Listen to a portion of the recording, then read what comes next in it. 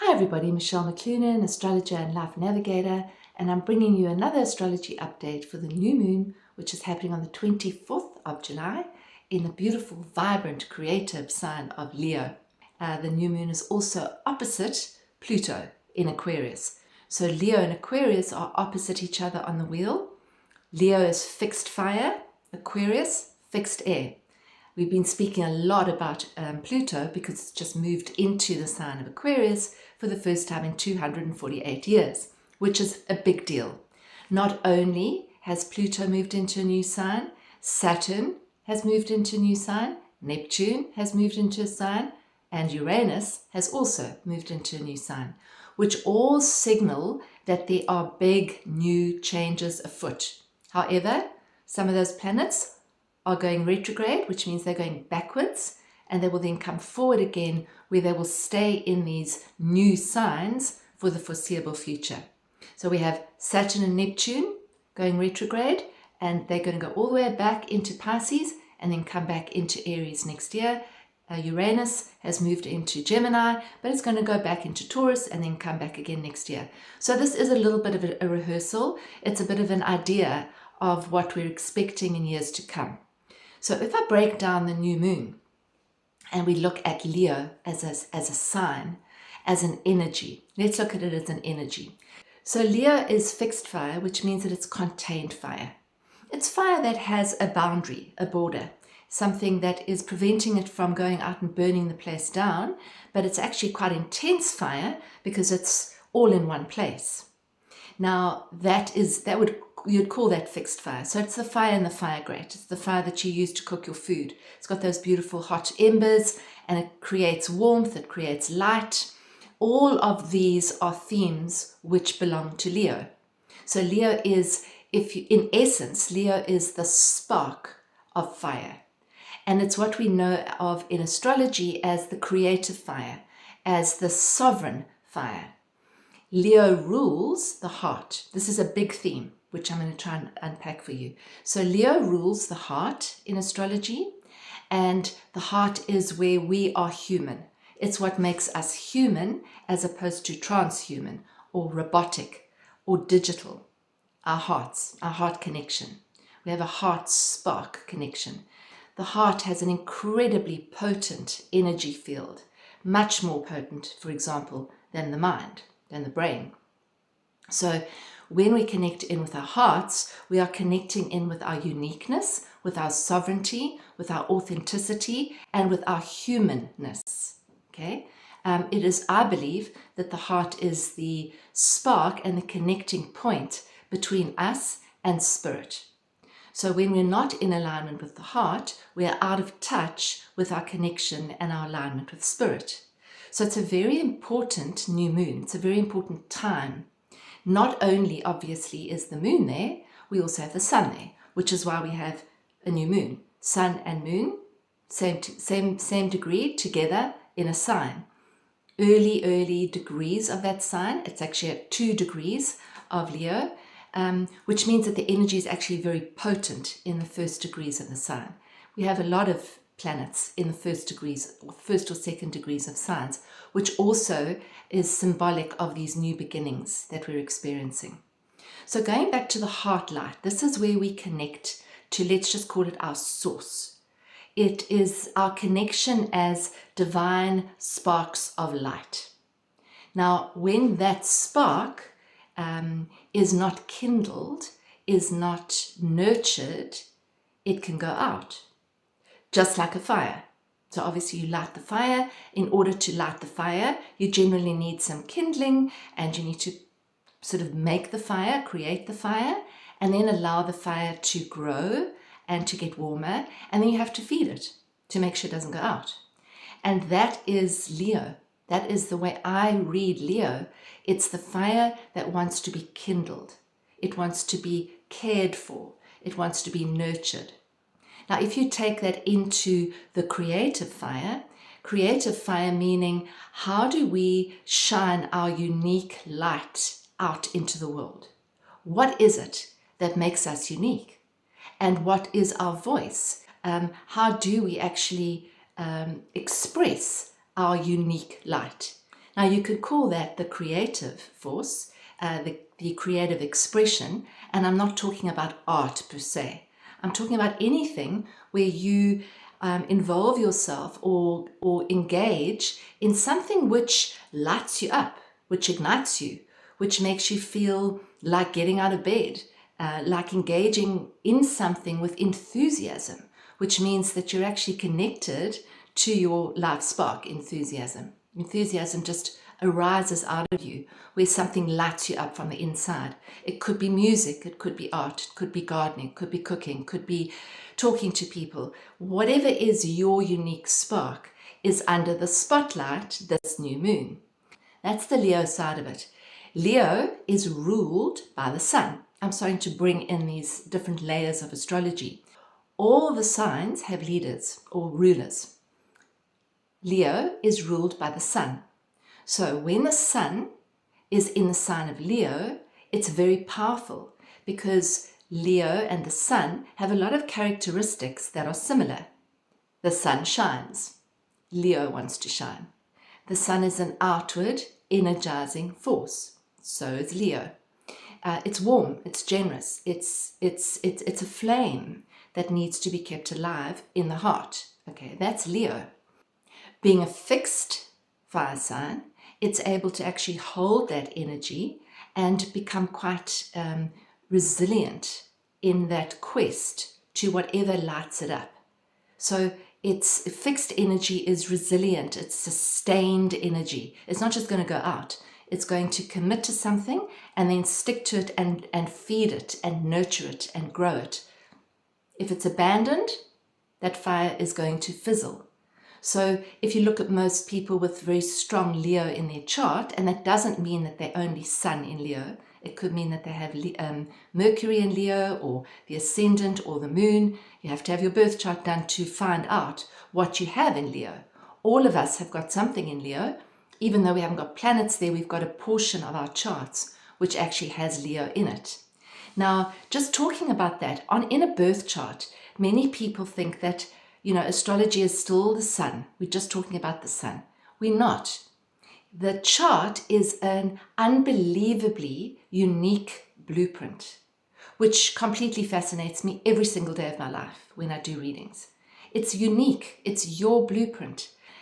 As a soul, you choose to come into human form, and part of this experience that you have in this life is determined by your chart, which gives you a whole lot of different explanations symbolically and realistically about what you're good at, what inspires you, what lights your fire, what doesn't light your fire, where your talents are, where your shadows are. It tells you a lot of things about yourself that you might know, but it actually reconfirms. Now, it's not just about the sun sign. The sun is important. It's the personality development. It's the identity. But you have so many other things as well to play into that. Now, your time of birth, your place of birth, tell you what your chart's going to look like. So you could be born at 6 o'clock in the morning and somebody else could be born at 6 p.m. the same day. They have a different chart. So it's very unique to you. How you shine your light out is the day that you're born, the way that you're born in terms of the position of the planets. So when we draw a chart, we're drawing a chart for the moment, for this moment, that this is born. Could be a child, could be a business, could be anything. It's that moment. It's called a horary chart, actually. It's a chart of the moment. And then that creates a blueprint. So every month, I do a chart for the new moon, which is the moment that the new moon becomes exact. And then that gives rise to a certain life energy for that month. So that's how astrology works. A little bit more about that. When you know your chart, you can actually align with it. And you can bring yourself back to that alignment. So when we look at Leo, that is, I've kind of explained that it's the heart light, it's the human connection. It's what actually makes us human, our hearts, the connection that we have. Now, opposite that, this new moon, we have Pluto in Aquarius. Aquarius is fixed air, so it's contained air. It's contained mind, ideas, concepts. Again, it's resilient, it's sustained energy, but it's air, and air fans fire. Fire warms air. So the two elements kind of complement each other. However, Pluto is the planet of transformation. And Pluto will take us deep into our psyches to see what is there that needs to be cleared in order for us to connect 100% or very closely with our aligned state of sovereignty. Okay? So that's part of this new moon, because Pluto is opposite the new moon in a very exact way, 2 degrees, 2 degrees. So it brings in a whole nother dimension to the new moon. It brings in the theme again of transformation, of looking into the shadow areas simply to see what may be blocking our light, where we might be holding ourselves back, or where we might be making choices which aren't serving our light to shine into the world. Those could be habits that we've just got accustomed to doing, ways that we've become accustomed to living, which are no longer serving us. Pluto, being in Aquarius, is asking us to look at the bigger picture, to come up with unconventional, out-the-box, different ways of breaking us out of any comfort zones that we might be in. Comfort zones are not often comfortable, but they're comfortable only because we know them. So it's that sense of getting up, doing the same thing every single day, and then expecting something different to arise. It's not going to happen. So Pluto in Aquarius says, what are you doing to change, to transform, to transmute, to move on? And very often what comes up when you ask those questions is the very thing which feels like it's restricting the light will be the thing that actually shows you what needs to change. So you could have, for example, physical pain, or you could have a financial issue, or whatever it is. Ask yourself what that might be showing you in terms of how you might shift and transmute and work with the energy so that you can actually bring in something new which serves your growth and your expression in a better way, in a more effective way. And part of that is shedding any false identifications that we might be carrying around. So identify myself as a, and then bring in the roles. We might need to lose those roles in order to embrace our divine sovereignty. Because roles come and go, divine sovereignty doesn't. Divine sovereignty is here, now. It's never going to change, never going anywhere. So we've got to reconnect with that. Now, the Neptune-Saturn connection that we have is very supportive of this new moon, and that is asking ourselves to go to another level of our spiritual connection in terms of, are we committed to spiritual growth? Are we connected to evolution? If so, what do we need to bring into our lives, and what do we need to commit to? That's Saturn is saying, how can we actually support this new us, this new arrival of something new? How can we support the arising or the strengthening of the sovereign self? There is something else in terms of Pluto and Pluto in Aquarius, which we have to be aware of, is Pluto is also the planet of power, and in Aquarius it can mean the power back to the people. So I think we are seeing that in our world. I think a lot of people are waking up. Aquarius is the awakener. So Pluto in Aquarius is people waking up to the truth of what's going on. So the veil is coming down in many different areas in terms of the countries, the political situation, the secrets that are coming out. The veil's coming down. And we have to stand very firmly in our creative sovereignty to transition through this time where it's all very uncertain. What we knew is probably wrong. What we've been told is probably wrong. What we've been taught, educated to believe, is very possibly wrong. It's not true. So this is about us actually stepping into our authenticity and taking back our power as the people. Okay? Now Pluto in Aquarius is also connected with AI. because Aquarius is a sign that rules things like AI, technological developments, the digital world, the alternative world. Now, in many respects, that can be incredibly helpful because technology, as we know it, could actually expand beyond our wildest dreams. That can happen. And I think it is happening in many healing modalities. Things are coming out that are brand new inventions. Beautiful, amazing.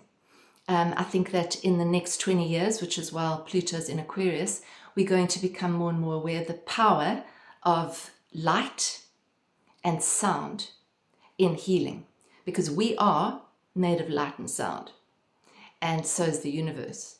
And I think that the more we realize that, the more we really feel into that, the more we actually start to heal.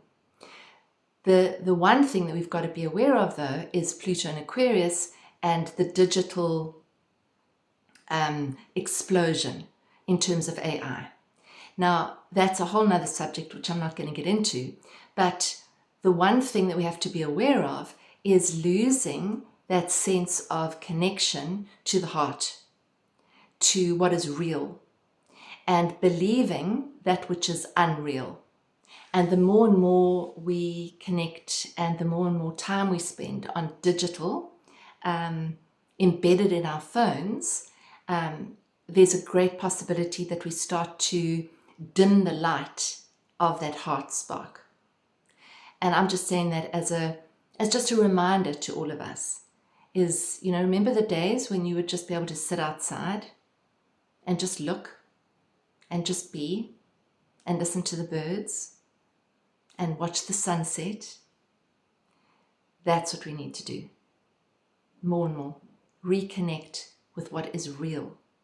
We reconnect with what our true heart voice, heart song is without all the noise. And that's Mercury that's moving retrograde now, also in the sign of Leo, which is asking us to reclaim that heart voice, to revise our communications. How much time are we spending listening, watching online, and how much time are we sitting just listening? I think that probably meditation is one of the most important things we can do right now. Meditation just meaning no mind, not listening to anybody else's voice, just listening to your own heart, listening, sinking into your own being. That is what makes us human. And that is what's going to distinguish us from AI. Our own creativity, that unique, beautiful creativity that humans are gifted with. Yesterday we went to a concert, which was a symphony concert of the local people in this area that was absolutely unbelievable. Just each person playing their instrument, putting their beautiful heart energy into the world, which probably has more of an impact than we even know. All I know is that as I was sitting, my heart was opening and opening and opening to such a point where I got tears in my eyes because it was so beautiful. These beautiful sounds all put together. And that's what I see Pluto in Aquarius as, is can we be sovereign and also stand together and make new music, make new sounds, express ourselves in a beautiful new way that we haven't done before. So I think it's a very, very powerful new moon. Now, just supporting this and supporting this, all these big moves, just before I carry on, and I'm going to do a card reading, which is beautiful as well for you, just to sort of remind you about this. John, my partner, and I teach together and run retreats together, and we have a Hogsback retreat. Hogsback is in South Africa, in the mountains. It's a very, very powerful place where we just love going and holding retreats because it's very transformative and people have great big shifts there. So the Hogsback retreat is going to happen from the 19th to the 23rd of September. It aligns with the spring equinox in South Africa and the new moon. So it's a very powerful weekend that we have chosen. And the spring equinox is a time to reboot, to rebuild, to review. It's a renewal. It's a reset. So basically the retreat is called the heart of being. I bring in my process art, which is to help you to connect with this divine creative essence inside you in a way that you may not have done before, so you can listen to your true voice. John is really, really good at explaining huge concepts and bringing you into presence in terms of what's really real in life. So those energies combined is going to make it a powerful retreat. We've run quite a few in Hogsback. Bookings are now open. We do have an early bird special, so make the most of that and book while we've still got space, because it's going to be a very, very powerful retreat indeed, in a very powerful place too. And it'll give you time to really align with nature, to balance your energy, and to let go of what you do not need, to do all the things that I've been talking about, and to connect with this heart light, the heart of being. 19th to 23rd. It's very easy to get there. It's a 2-hour drive from East London. East London's easy to fly into. There's a shuttle service, so it's really not difficult to get to the venue. And then when you're there, you can just soak into being and leave all the rest behind just for a few days and reboot. John also has a men's retreat coming up on the 22nd of August, right here in the garden route where we live, and that's called the Awakened Man. It's a men's retreat and it's also phenomenally powerful, so you can book for that as well, and both of those retreats are listed on our website, journeysofawakening.com. So that's a little bit of a reminder there. We also have our inner space community, and this next month, which is going to be August, we're going to be focusing on this theme as well, because I align the themes with astrology, obviously. I would be quite silly not to do that. So that's called electional astrology, where you pick a date, or you pick something that you want to do at the optimal time, which is the optimal time for this retreat is at the spring equinox, for example. So getting on back to the new moon, we also have, in this new moon, we have Mars, which is the planet of going forth and moving out into the world in a very close connection to the South Node, which is the karmic axis. And that is almost like a cosmic scalpel. It is cutting through whatever is outdated, particularly when it comes to rigidity, perfectionism. So not seeing perfectionism as a virtue, but rather seeing flexibility as a virtue, and not getting too stuck on, I have to do this duty, but rather actually trying to cut through those tendencies to actually liberate you more. I think this is a very strong time as well to, bringing in all these different themes to actually make a soul contract, especially at a new moon. And a soul contract is, what do I commit to on a daily basis to help me to shine this light that I have into the world in an unfiltered, uncensored, free way, or something like that. What is it that I need to commit to? That could mean that you need to commit to a creative practice. It could mean that you need to commit to having a walk in nature every day. It could mean many, many different things. Eating properly, exercising more. What is it that you need to commit to? And put that in as an intention on new moon. Plant a seed, an actual seed. Write it on a piece of paper. Bury it. Do something symbolically. I think that's the other thing that as humans, we can do, is to reintroduce ritual, because it's very powerful. Ritual isn't just about doing something. If it's done in a sacred way, it literally has an effect. And so I think it's just something that really aligns with this energy, is if you can do that, it really, really does help. Also, if you knew that you were a divine spark and that everything in your life was happening because it's serving you in some way, it's serving your soul's growth, how would you respond to that? And what would you do differently? That takes away all victimhood, that perspective or that paradigm. So it might be a helpful thing to introduce as well. I do do readings, if you're wondering. I've got a few weeks sort of delay, waiting list, but you can book a reading to see how these very, very important alignments that we're experiencing, probably for the first time that most of us have been alive. That's how big these new alignments are. And they're all playing out differently according to our unique blueprints. So you're welcome to book a session either for a follow-up, an update, or a brand new natal birth chart reading. And by the way, if you have had a reading before with someone else, it's always a good idea to get a different perspective. So if you've had a reading with me, you might want to try someone else, but get a different perspective, because each astrologer has their own lens through which they see your chart.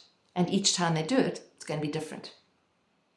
Now, I have drawn a card out this favorite pack, the horsey pack, Sacred Horse. And the card that I drew is Prairie Wind, which is just so apt. Swift movement to higher spirituality.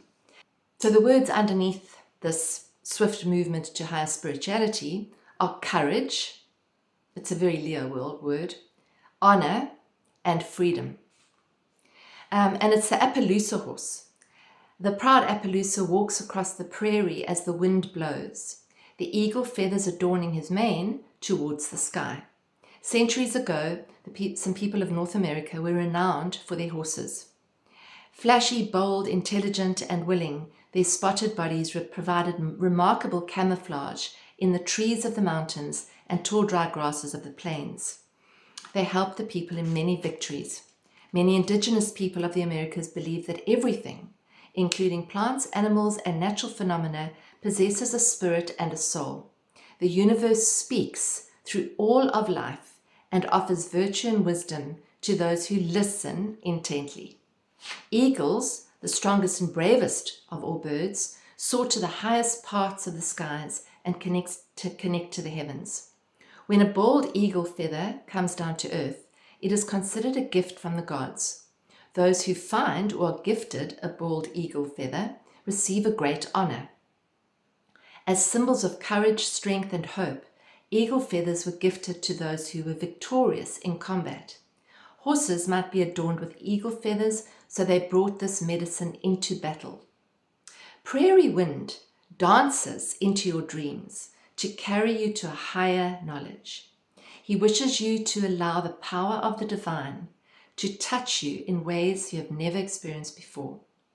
Climb onto his back and ride with courage to a new life. The power of horse and eagle brings swift movement. Prairie Wind knows that you're ready to connect to a more profound spirituality, and he is here to help. Very in keeping with Saturn, Neptune, Aries, all this. Return to your roots and release all that is not aligned with your truth. You are ready to journey safely to the heavens and back, with eagle medicine supporting you. The spotted horse will help you be unseen by those who are not your friend and reunite you with those who are. Bring the same respect to yourself by nurturing relationships of love and trust and not engaging with unsupportive energy. Show appreciation for your body by adorning it with symbols of honor. This is a time of courage where you may fight for the principles and values you know are true. New principles may come forth as you ignite your strength and deepen your commitment to your spiritual path and the journey the Creator has planned for you, your blueprint. Eagle connects you to the great spirit in the sky, and Prairie Wind takes you on the journey through the land. You are protected and have all you need to achieve. You have been chosen for a purpose and will discover bravery, trust, and wisdom. This journey may seem daunting at times, but ride your spotted spirit horse with courage, and you will undoubtedly arrive at greater freedom than you have ever known. What might be possible when you allow the divine, eagle, and prairie wind to guide you, as opposed to your anxieties about the future or regrets about the past? Have you put something aside that you can now move forward with bravely? How can you prepare for a swift life change. And how can you better honor yourself? And how might that change what is possible?